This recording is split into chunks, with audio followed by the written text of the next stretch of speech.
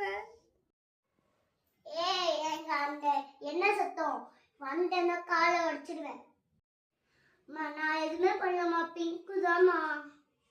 அம்மா அவதான் நீ அடிக்க வந்தாமா. அம்மா அவ போய் சொல்றாம்மா. ஹாய், என் பேர் தான் ஸ்ரீனிவாசி. மூணுமே நான் தான் பண்ணேன் ஆக்டிங்.